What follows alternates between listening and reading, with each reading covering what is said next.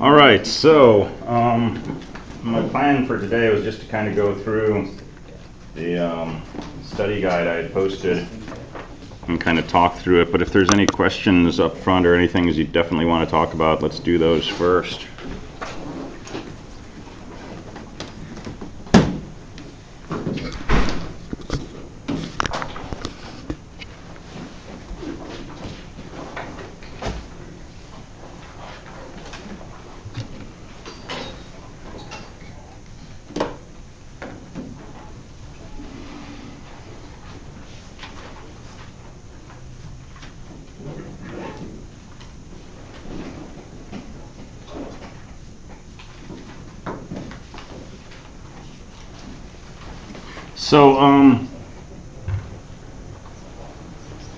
So I've written the exam. It's 11 questions, and you get to pick 10.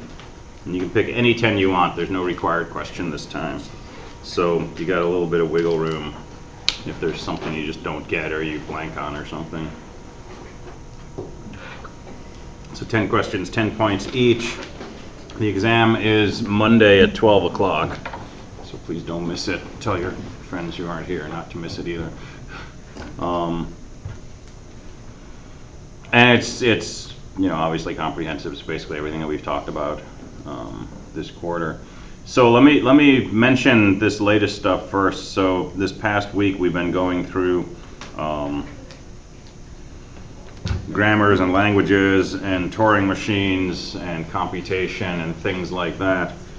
The only thing that you'll see from that on the final will be phrase structure grammars. So we did some of those as a class, and we can do some more today if we want, but I'd like you to be able to look at a phrase structure grammar and identify things that belong to the language, or write a phrase structure grammar to characterize a particular language. So we can spend some time at the end going through that if you want. But like I say, there's 11 questions. You get to skip one. So if you just don't want to bother with that, that can be the one you skip. But are there going to be double questions? 2 questions that are on the same thing? Yeah, there could be. So you can't necessarily pick any topic and wipe it out of your brain. But all right, so general review of what we've done. So set theory. Main things to know are set operations. So union, intersection, complement, subtraction. Right, know how to do those. You wrote code to implement these, so I think you're pretty comfortable with the basic operations. Particular subsets, right? Integers, rationals, reals. Subsets, power set, the collection of all sets. Cartesian products, where you take 2 sets and you grab something from the first, something from the second, and you pair them up. Right, so you get a new set that's got these tuples. And we looked at set identities, right? A union B equals B union A. A union B intersection C is the same as A union B intersect A union C. And all of these things that we see again and again in 250 and in other contexts, and they come up in set theory as well. So all that stuff, right? So functions. I do not ask you about injective, surjective, and bijective, so relax on that. But they're good to know anyway. You'll encounter those terms throughout, right? But those don't pop up. But domain and range, right? So the domain is what the function maps from. The range is what it maps to. To be well defined, it's got to take each thing in the domain and map it somewhere, right? That's the minimum that you have to do to be a function. If it's undefined at some point in the domain, it's not a function. Or if it maps something to 2 different numbers, right? F of 5 is both 10 and 12, that's not a function, right? What if f of 10 is 5 and f of 12 is 5? That's okay, that's still a function. So those kinds of things get into this notion of injective, surjective, bijective. So surjective means everything gets mapped to. Injective means things get mapped to only once. And bijective means both, so everything is mapped to once and only once. So But to be a function, you got the vertical line test, right? So it's got to map to something. Summations. So you should know this thing. Sum from I equals 5 to 10 of some function of I, and that's just f of 5 plus f of 6. So it's just a shorthand to avoid writing a bunch of things added together.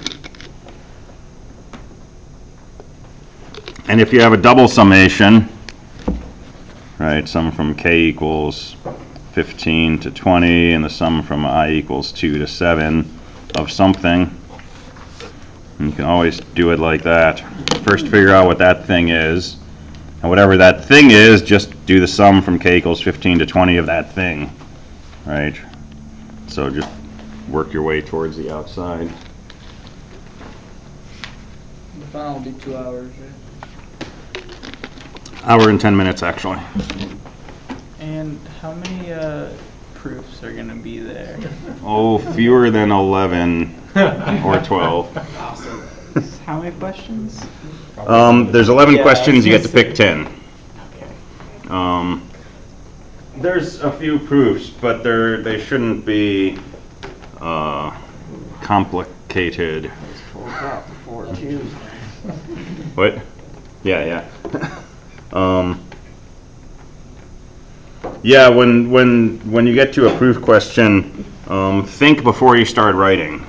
Okay, don't just start trying to put down everything you know, because you'll fill up the page and it may not be helpful, and then it gets confusing. This might have already been answered, but notes for the final? Is Mhm. it 1 page or? So I think it's 4 pages double-sided, Yeah. or 8 pages single-sided. Plus you can bring the sheet of page 57, 58 from the text. That's an extra bonus sheet. Then you go over again rules follows using indirect proof. Yes. Then you go over again. Yeah. Let me get to that, and then we'll go into some details, because you're likely to see something like that, and you're likely to see something with induction. So induction's good. All right. So summations, matrices. Basic deal of matrices. There's not a whole lot to study for that. I'm not going to say multiply some matrices or something. So propositional logic in general. So what's a proposition? Who wants? False. Any statement that's true or false. Yeah, so it's a declarative statement that's either true or false, right? It has a truth value. It's got to be a declaration. So x plus 5 is not a proposition. Right? X plus 5 is bigger than 0, that's a proposition. X plus 5 equals x plus 6, that's a proposition. X equals 5. X equals 5 is a proposition. X is a cool number is a proposition. Then negative 1 equals 0. Negative 1 equals 0, that's a proposition. All right, it just happens to be false, but it's still a declarative statement. So everything we do in propositional logic, we're dealing with propositions. And so if P is a proposition that it's sunny out, and Q is a proposition that I feel like skipping class today, right? Then this is also a proposition. And this is also a proposition. And this is also a proposition. So all these things that we write, right, they're really creating new propositions from old. And when you write things like this in a proof, you can write these because they're propositions, right? But, if P, that's not a proposition. If it's sunny outside, that's not a declaration. So if you write something like that in your proof, you should question it. So conjunction, that's an and. Disjunction is an or. Inference is if P, then Q.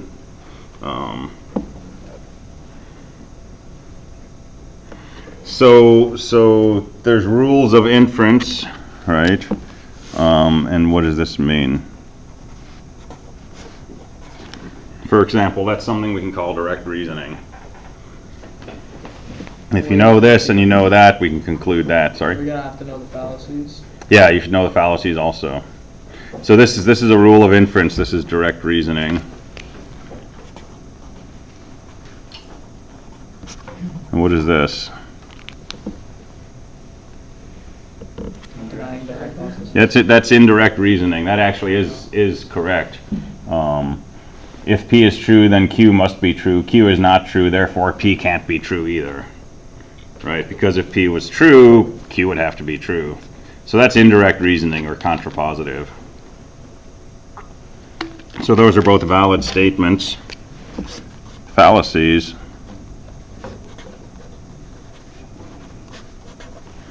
Right? If P, then Q, Q, therefore P. If it's sunny out, I feel like skipping class. I feel like skipping class, therefore it must be sunny out. No, I feel like skipping class every day, even if it's snowing. Right? So that's a fallacy of affirming the conclusion, and then that's the fallacy of denying the hypothesis. If it's sunny, I feel like skipping class. It's not sunny, therefore I don't feel like skipping class. Nope, I still feel like skipping class. And we have, all these other rules.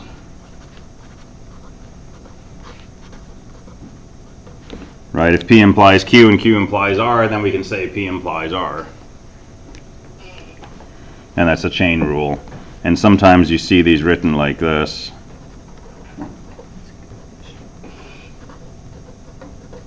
Right, this is just another way of writing that. It's saying given this and all these things separated by a comma on the left side of this double arrow, we can conclude this thing on the right. Yeah? Are we gonna get that pink sheet with the? No, you can bring it with you. Bring it with us. And it doesn't count against your 8 pages.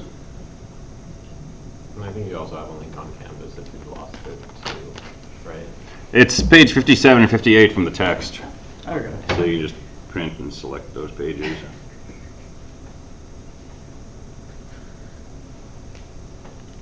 All right, so rules of inference, there's all of those. You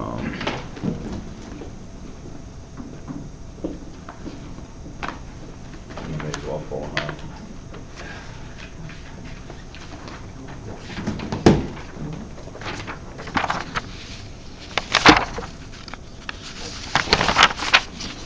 Except it's really hard to read. So commutativity of disjunction and conjunction and associative laws and distribution and good old De Morgan and all of that stuff. And then things like indirect reasoning and chain rule and so on.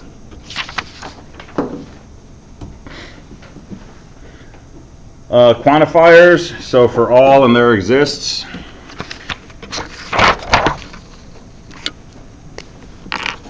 So for all x, x is bigger than 0. Assuming we're working over integers, is this a true proposition or a false proposition? False. It's false because x could be -5 and that's not bigger than 0. But this is a proposition, right? It's a declaration that for all x, right, contained in the integers, x is bigger than 0. This says there exists an x such that x is bigger than 0. That's a true proposition. 512, for example, is such an x. And you can combine these. So for all x, there exists a y such that x equals y. What do you think? Is that true or false? True, or a set of integers. That is true. Is it true over the reals?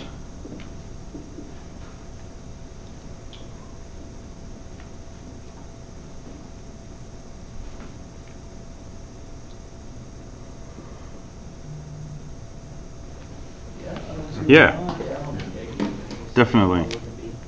And so these again, you can break them up like this, right?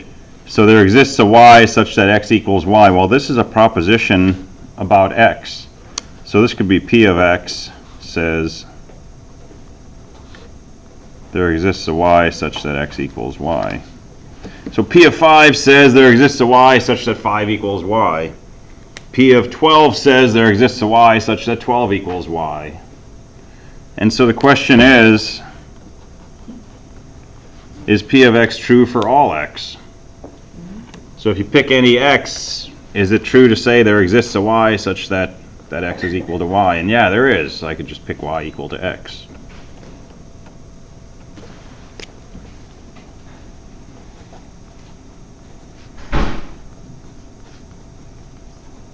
So what about this?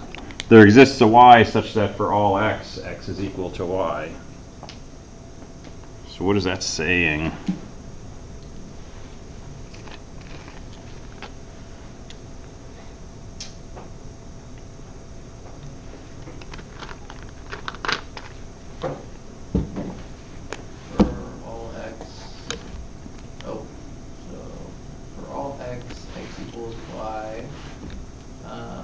For some y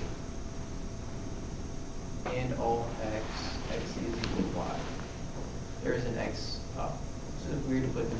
Yeah. So let's break it into pieces, right? This thing for all x equals y. This is a proposition about y. So P5 says for all x is equal to 5. P20 says for all x is equal to 20. So P5 is false, P20 is false. P of -7 says for all x is equal to -7.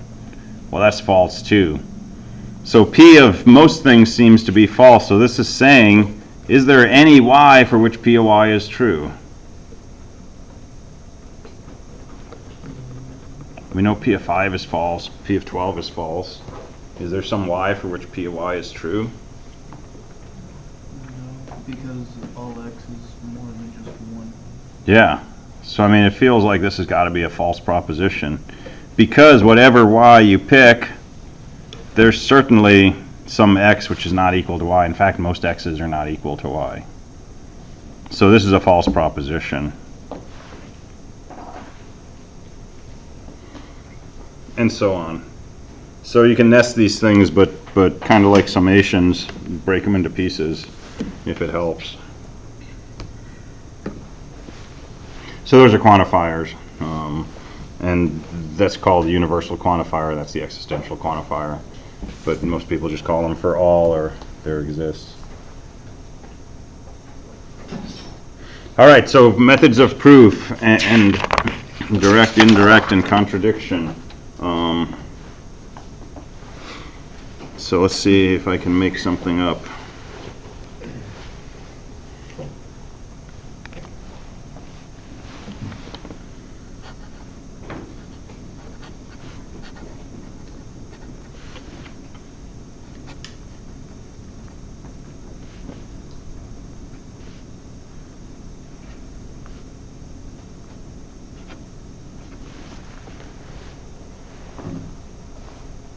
So here's a theorem, and the first thing to do is make sure you know how to read this, right? Nowhere in here does it say if R then S.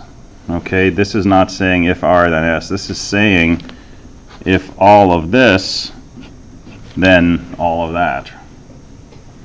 So for me, I rewrite this.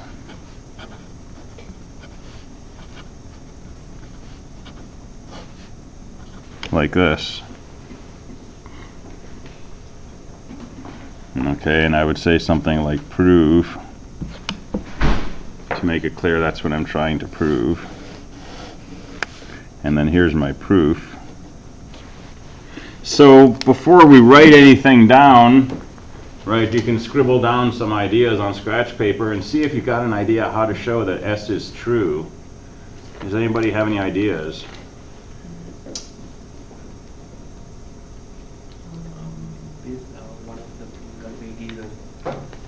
Say again? Pick one of them going to be given. Even. Oh, wait. You're going to have to use P and Q and one of the things on the Yeah, pink sheet to construct P and Since Q, P- therefore it'd be- P, therefore Q. Not Q. If not Q, then P, Well- right? That's what it'd go to. That says P and Q, right? Yeah. It says P and Q. So Well, Q then- is true. Then you can pull it apart. Okay. By one of them, I think it's called Conjunctive simplification? Yeah. and then therefore P, therefore Q, and then P implies R. It gives you a not when you use that. No. No. Doesn't? What is it? Because it's P and Q, therefore they both have to be true to make that statement true.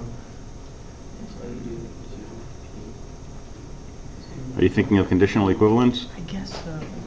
Q implies S, and then Oh yeah. direct reasoning S.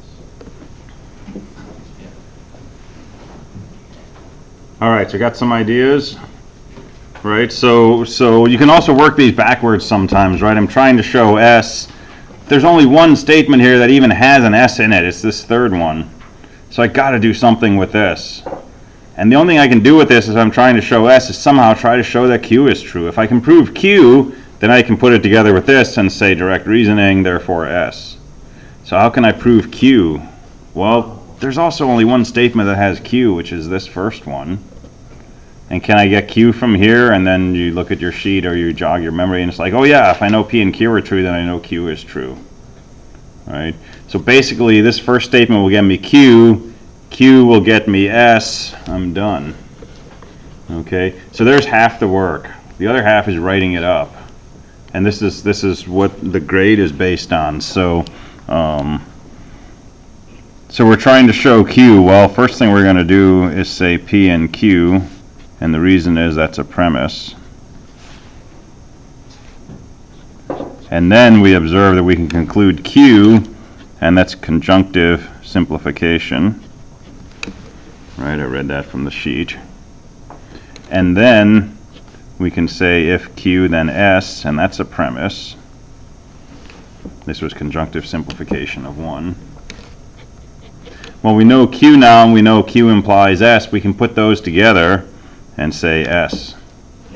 And that's direct reasoning.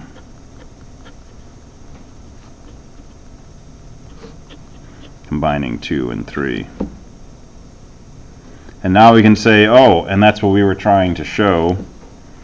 Right, and that's what this stands for, which is what we were trying to demonstrate.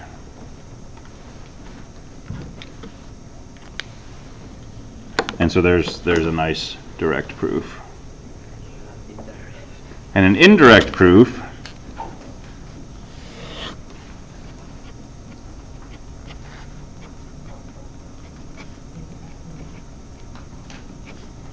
well, we start off by negating what we're trying to show.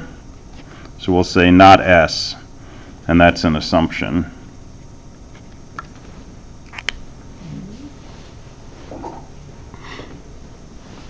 Well, the only thing that involves S is this third statement here. So let's go ahead and write that down. That's a premise. What can we do with not S and with if Q then S? We can take the contrapositive of Q and S. Yeah. And say Q. Can say not Q. And that's indirect reasoning. Right, if Q is true, then S must be true, and S is not true, so Q can't be true. And then P and Q, contradiction. Yeah, so P and Q. So there's a few ways we could do this. We could go P and Q, therefore Q, and that would contradict not Q. Right? And right there we've got a contradiction. And that would probably be the way that I would first think of. But you could also say, well, we've got P and Q. And since we know P and Q and we also know not Q, we've got P and Q and not Q. And then we could, and not Q. And then we could use associativity to take this and first. And this would give us P and Q and not Q. And that would give us P and false. And that would give us false. And that's a contradiction, because we just proved false is true. But this is probably the more direct route. Once you see a contradiction, right, once you can smell it at least, then it's usually pretty quick to state that. But you got to actually state something that's a contradiction. You can't just say not Q, contradiction, right? Because you haven't said Q. right? Not Q doesn't contradict this, and it doesn't contradict that. So you don't have a contradiction yet. But if you write down P and Q, okay, now that and that contradict each other. So I'd be okay with saying contradiction at that point. So don't jump ahead once you see it, right? Make sure you actually like put it down. And that's probably the biggest thing I see in proofs is you get to the point where you know how to prove it, but you don't actually write it down. You've seen the link, and now you just say QED, or you say contradiction. So just make sure you actually put it down. Does that help? Okay. So, this is from. Oh, mathematical induction. Okay. You wanna think about it?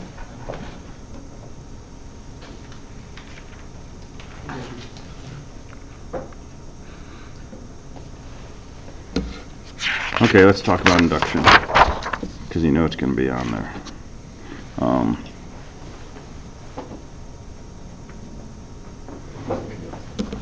So the whole setup for mathematical induction is as follows: prove P of n for all n, say bigger than or equal to 1.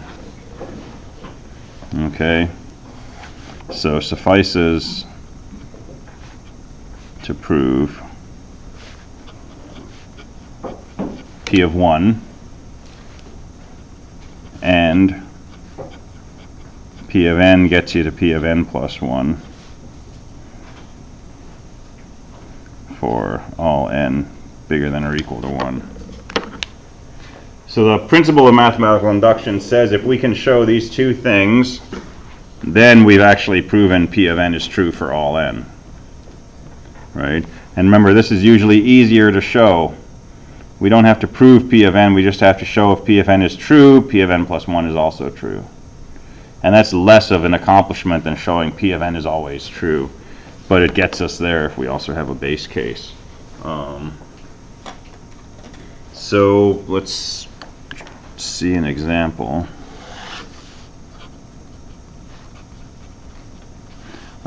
Prove, let's see.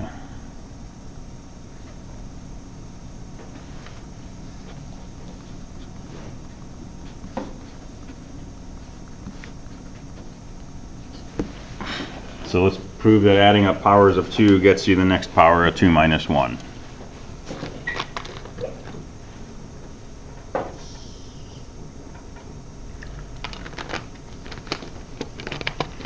And let's do this for n bigger than or equal to 1. So what's the first thing you need to do if you're going to do a proof of mathematical induction? Base case.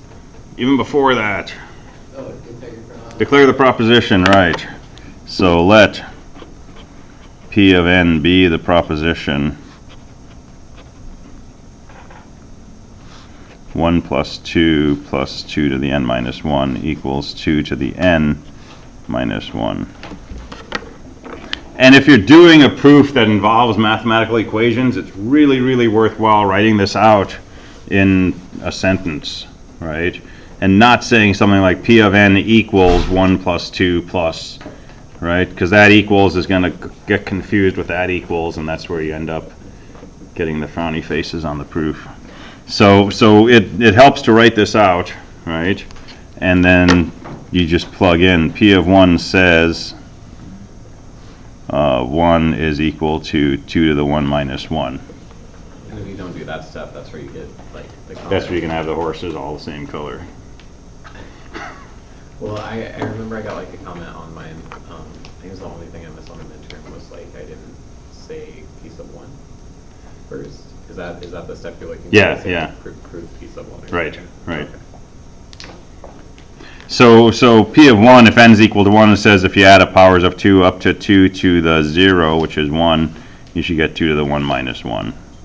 Right? And 2 to the 1 minus 1 is 2 minus 1 equals 1, 1 equals 1. So we can prove P of 1 is true pretty easily. Okay, so now we need to prove that P of n implies P of n plus 1. So how do we do that? let's start with P of n. So we're going to assume P of n is true, and we're going to try to show that P of n plus 1 is true. Right? We can't use this. If we could use this, we'd be done in one step. Because this says if P of n is true, P of n plus 1 is true. But this is what we're trying to prove. Right? So you can't just use this even if you put a bunch of stuff before it. Right? That's what we're after.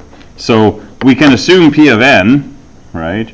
And we need to show if P of n is true, do some stuff, eventually show P of n plus 1 is true. Okay, so here's step 1, P of n. Step 2, pretty much always the second step, write out what P of n says. Since we know P of n is true, we know the following.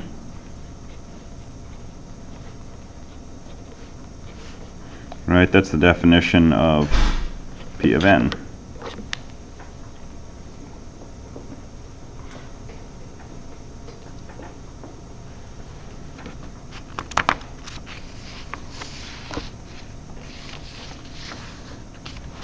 So what can we do to this to try to get to something that looks like P of n plus 1? Plus something, subtract something. Yeah, basically. Add 2 to the n on both sides. Okay, so here's our cheat sheet. So ignore. Well, let's look at what P of n plus 1 says. It says 1 plus 2 plus 2 to the n minus 1 plus 2 to the n equals, bless you, 2 to the n plus 1 minus 1. So this is what we've got to show. We've gotten this so far, we're trying to get to here. So you kind of, put them next to each other, and it's like, well, how can I make this look like that? And you say, hey, if I were to add this on the left side, my left side would look exactly like this. My right side would not look like this, but maybe I can make it look like that. So you do that comparison and you say, okay, I've got an idea. You don't need to justify why you're doing these steps. You just need to justify why they're true. So here's my crazy step.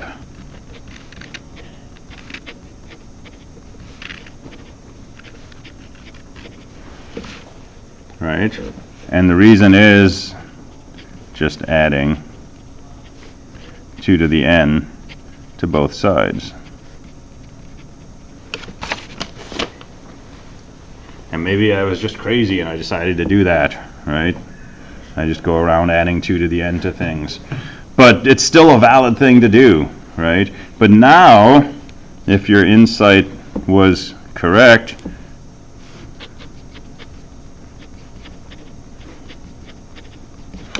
and you can say, 2 to the n plus 2 to the n, that's 2 times 2 to the n minus 1. And 2 times 2 to the n is 2 to the n plus 1. And we still have the minus 1. And now you can say, hey, guess what?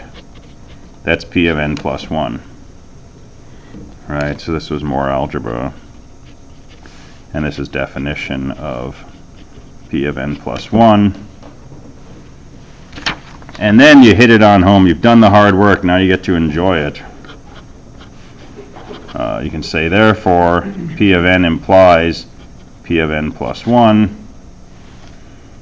Therefore, P of n for all n bigger than or equal to 1. Mathematical induction. And that's the thing you were trying to show. So there's the end of your proof.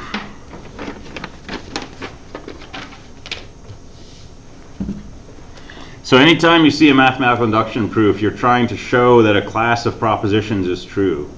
So it's usually a set of propositions that involve a variable, usually n, and you're trying to show that it's true for all values of n, say bigger than 1 or in some range. So think about the question and what's a good candidate for n. It may not have an n in it, but it usually does. But if it's like De Morgan's theorem, right, n might be the number of terms that we're combining. And then write a proposition like P of n, say what it says, find a base case that you can prove pretty easily, and then try to prove this implication. And usually it's writing down what this first thing says. What does P of n actually tell us? And then somewhere on an ignore section, scribbling what P of n plus 1 says. and then figuring out how to turn what you've written here into what you want to show. And that's the insight part, is what do you add, what do you subtract.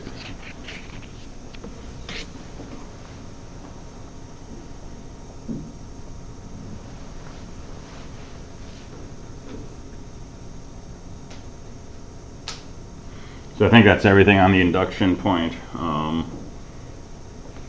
Just make sure, like with all these proofs, that you're arguing from things that you know or from rules of logic, and don't somewhere in your proof write this down unless it follows from an earlier step. So this is what you're trying to show. Don't write that down in the beginning of your proof, because until you show it, it's not true. You can't put it in your proof. Right? I can write this because it follows from P of n, which I'm assuming. Right? That's a premise. But don't write anything down that you haven't shown is true or stated clearly you're assuming is true.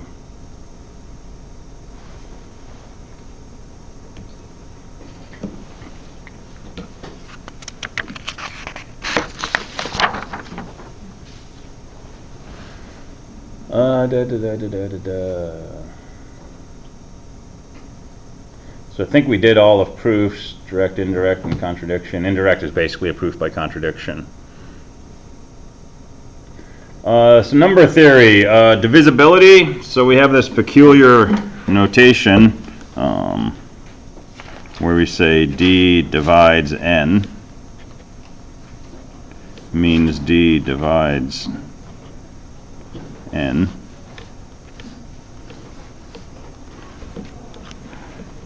Right? And don't think of it as having anything to do with that, because it doesn't.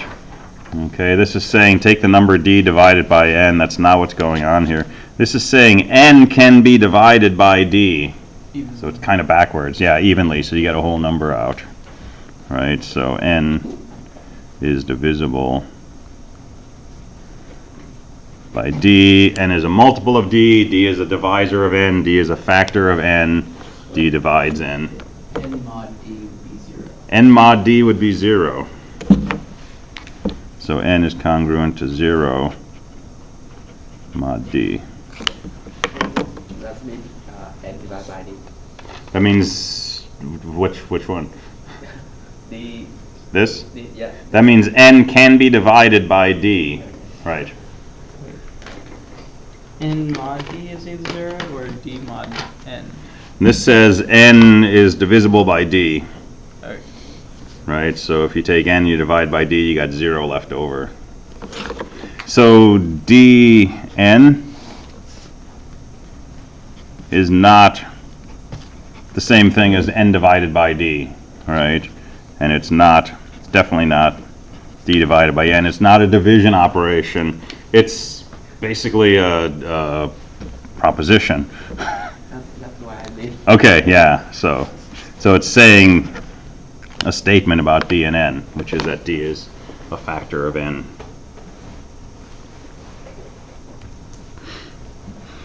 Let's see, so divisibility gets us to modular arithmetic. So modular arithmetic, you're basically working with remainders, right?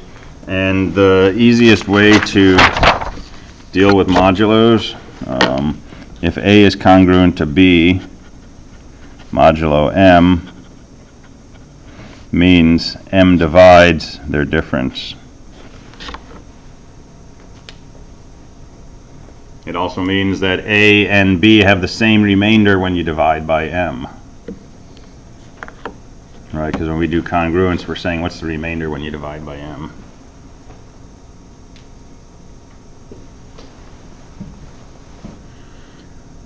And uniqueness of modular equivalence, so usually if you see something like 17 is congruent to what? Modulo 3.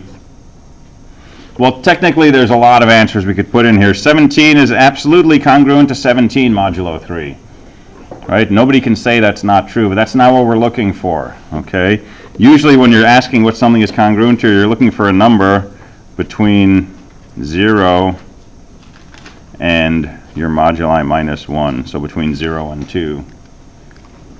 So in that case, you would say 17 is congruent to 2 right? And that's what we think of when you divide by 3, what do you have left over? So put 3 in as many times as you can. That's 5 times, gets you to 15. You got 2 left over.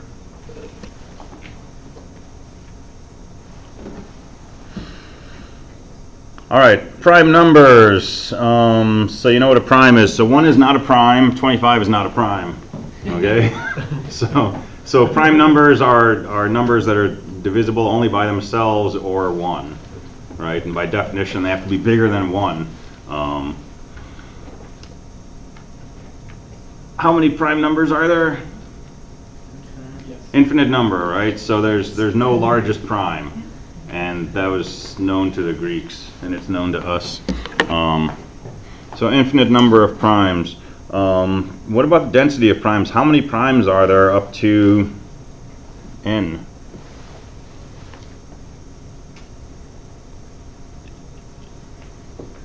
This is a little obscure, but we did talk about it. And it's a really good fact to know. So there's a thing called the prime number theorem.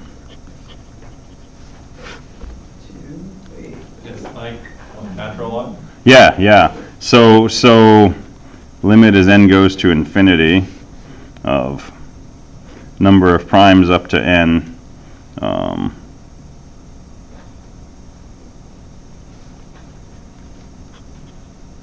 is equal to the natural log of n. So as we look larger and larger, the number of primes up to 1 billion is roughly the natural log of 1 billion. But it's really not very close. But if we look at the number of primes up to 1 trillion, it's closer to the natural log of 1 trillion. If we look at the number of primes up to 1 skrillion, it's really close to the natural log of 1 skrillion. Okay? And when we get closer and closer to infinity, that approximation gets more and more accurate. That's the prime number theorem. And it's worth remembering, 1, because it might be on the exam, but 2, because it relates something that has to do with only integers. We're just talking about divisibility. We're not even talking about like real numbers. It's just like, can you divide this whole number by this whole number and get a whole number? But somehow this natural log pops up, which is logarithms, and it's the number e, which is a weird cool number, and all this other stuff. And they're like tied together through primality. And that's a good thing to know in life and on exams. So that's the density of primes. Euclidean algorithm for finding greatest common divisor. Everybody remember that? So give me 2 numbers. 14 and 32. 17. Too slow. So 32 and 14. Okay, so what's the algorithm here? Take your first number, Oh, I love this. write it as something times the second number plus something. Yeah, I know, right? So this can be 2 times 14 is 28 plus 4 left over. Okay, and then bring these over. 14 equals something times 4 plus something. So 4 goes in 3 times, and we got 2 left over. And carry these over. 4 equals something times 2 plus something. Looks like 2 times 2 plus 0. There's your greatest common divisor.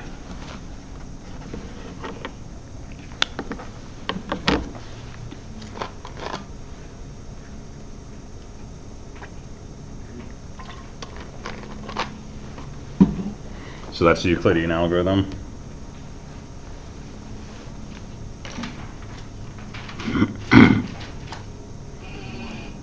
Modular exponentiation. So one reason that we do modular things is because it's sometimes easier to do calculations working modulo something. So if we wanted to work modulo 13, and let's say we wanted to find 2 to the 7th. Well, I could multiply 2 out 7 times and get 128 and divide by 13, but that sounds like lots of big numbers to deal with. So an easier way to do this is to say 2 to the 1 is 2, right, which is just congruent to 2, so this is all mod 13. 2 squared is just 2 times 2, which is 4. 2 cubed is 2 times 4, which is 8. 2 to the 4th is 2 times 8, which is 16. But at this point, I'm going to say 16 is congruent to 3. So now I'm back to a small number. 2 to the 5th is 2 times 3, which is 6. 2 to the 6th is 2 times 6, which is 12. 2 to the 7th is 2 times 12, which is 24. And modulo 13, that sounds like it's congruent to 11. So one thing we can do is we can always just keep reducing whenever we get something bigger than 13 in this case, bigger than or equal to 13. We can reduce it modulo 13, and the most we're ever going to have to multiply by is 12, right? So as long as we can multiply up to 2 times 12, we could do this forever and find 2 to anything. So that's the first thing we can do with modular arithmetic. But we can combine this with some other things we know about binary numbers and actually make our lives simpler. So if I wanted to do 2 to the 1027 mod 13,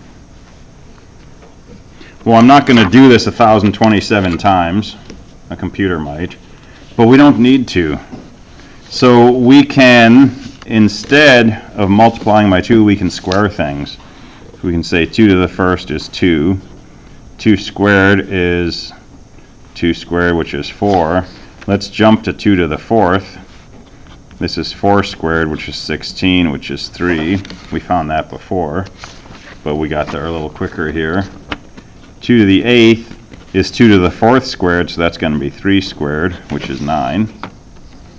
And you see what I'm doing?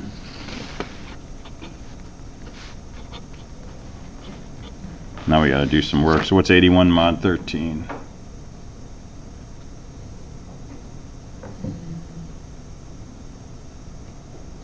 I think it's 10. No, it's not.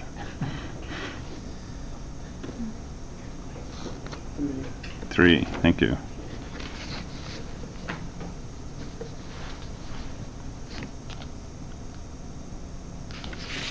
Is it really? Because that makes our life really easy.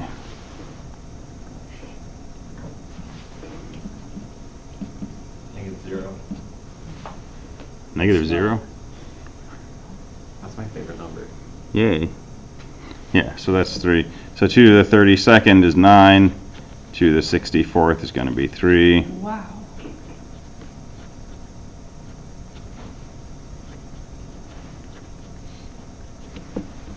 And so now we can just write these out. Outstanding. All right, so now we've got a table of 2 raised to powers of 2, and now you write 1027 in binary, and you find out it's 1024 plus 2 plus 1. And so 2 to the 1027 is 2 to the 1024 times 2 to the 2 times 2 to the 1. And we've got all of these calculated. There's 2 to the 1024, here's 2 to the 2nd, here's 2 to the 1. So 3 times 4 is 12. This is 24, which is congruent to 11. That's what we call modular exponentiation. So you calculate 2 raised, or whatever you're raising to, you raise it to powers of 2. And then you can just multiply those together to get 2 raised to anything.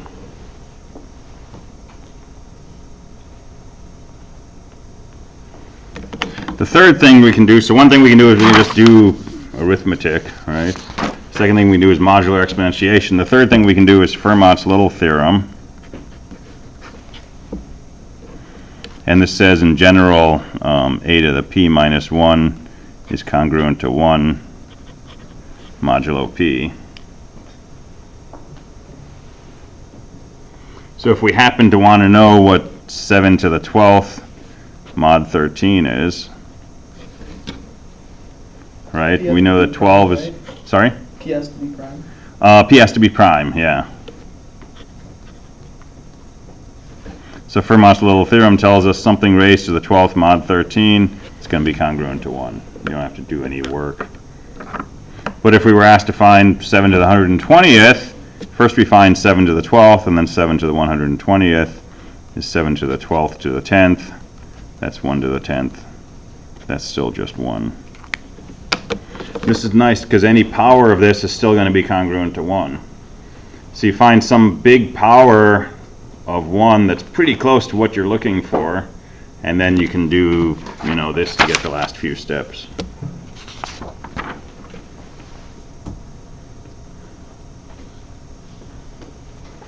All right, so that's Fermat's little theorem. Fermat's last theorem is different. That's the one x to the n plus y to the n equals z to the n. Is that true or false or unknown? It's true, but it took a long time to It's solve. true, but it took a long time to solve. It was solved in the 90s. So Fermat's last theorem we know is true now. Fermat's little theorem has been known for a long time. It's just this theorem right here. Fermat actually proved that. And Goldbach's conjecture says what? Any even number can be written as the sum of two primes. Yeah. Except for 2. So that's what your programming assignment was. I also don't have on here the fundamental theorem of arithmetic, but you should know that one too. Basically, you can break things down into products of primes. And that's why we like primes. So every number can be written as a product of primes, and it's unique up to the order of the primes. All right, so let's do a quick break, and then we'll finish this up, and then we'll be done.